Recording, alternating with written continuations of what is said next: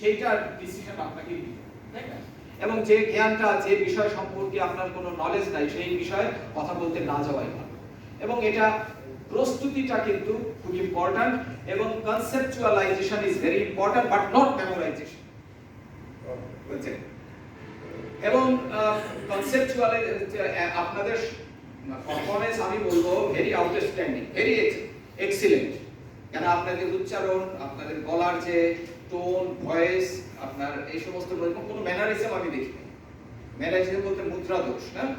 আপনি টিভি সাংবাদিকদের দেখবেন অনেক ম্যানারিজম আছে, আমি জানি কথা বলা কি বলে। আমার অনেক সময় প্রশ্ন জাগে যে এরা কি করে রিপোর্ট আনে, একটু পর পর বলবে কিন্তু, আমি কিন্তু, আবার বলে আসলে, মানে এটা হচ্ছে, আমাদের একটা রেক্টর ছিল কিছুক্ষণ পর পরে আপনার এটা এটা এটা এই সমস্ত মুদ্রা দোষগুলো আপনাদের মধ্যে আমি দেখি না। এবং আপনাদের সবাই উচ্চারণ সুন্দর, কোনো আঞ্চলিকতা নেই।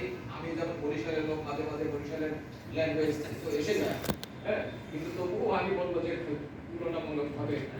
তুলনামূলকভাবে ওই রকম নয়, ট্রেডিশনাল কোয়েশ্চেন। তো যাই হোক, এবং বিতরণটা হচ্ছে ভেরি ইম্পর্ট্যান্ট। নবীজি বলছে আমি জ্ঞানের উৎস হচ্ছে আল্লাহ।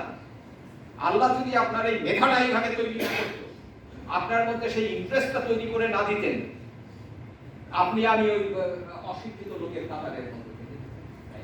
নবীজি এবং প্রত্যেকটা নবীকেই বলা হয়েছে আমি আপনাকে জ্ঞান এবং প্রজ্ঞা দান করেছি।